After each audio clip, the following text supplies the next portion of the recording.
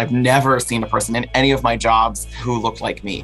But now I have received hundreds of cards from young trans and non-binary kids who say they can't wait to grow up to be a nuclear engineer. If that's the new stereotype, trans people are nuclear engineers, I'm okay with it. If we're gonna solve the climate crisis, we need to bring all of the tools to the table. I'm Brittany Jones-Cooper, and this is Unmuted. Joining me today is Sam Brinton, an openly gender-fluid person who's managing nuclear waste while making the world a safer place for LGBTQ youth. I know some reports are calling you the first openly gender-fluid person to work in federal government leadership. But what does that mean to you? For me, it's the first openly gender fluid person is the most important word there, being openly.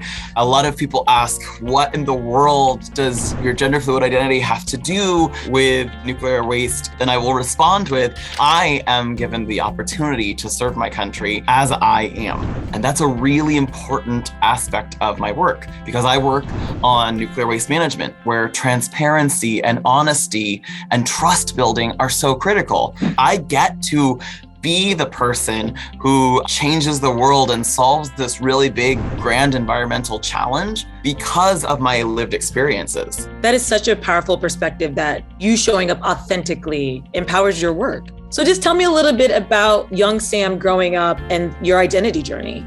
I am the child of missionaries. So when I came out, I was placed in what's called conversion therapy, this idea that you can change a person's sexual orientation or gender identity to straight or cisgender. It didn't work. It never works. It never works, correct. Every major medical organization has called it out as just actively harmful. It caused a lot of suicidal ideation in my life. And I'm really proud to say that I spent time leading work on ending LGBT youth suicide. We passed more than 20 laws ending conversion therapy, protecting future generations from ever having to go through what I went through. It is still legal in more than half the country. And although I don't spend every day now working to end conversion therapy, it's still very near and dear to my heart. And I'm still really proud of the work, removing this dangerous and discredited idea that we can ever change something we never chose. Earlier this year, you were named the Deputy Assistant Secretary of Spent Fuel and Waste Disposition in the Office of Nuclear Energy for the Department of Energy. That is a big title. The short version is, it's my job to manage the nation's nuclear waste. The climate is getting worse. We as a country and as a globe have to figure out ways to create clean electricity fast. One of the ways that we're doing that is with nuclear energy. Nuclear energy currently produces 20% of our electricity and half of our clean energy. Every energy source has waste. Even renewable energies have waste, and we need to be thinking about how we are going to be managing them. All I ever do is talk about how amazing nuclear energy is at solving so many of our climate problems. We'll be able to make sure that the nuclear waste that we have around the country is adequately stored, adequately transported, and adequately disposed of by centering the needs of the communities themselves. The Department of Energy has failed in the past to adequately protect individuals.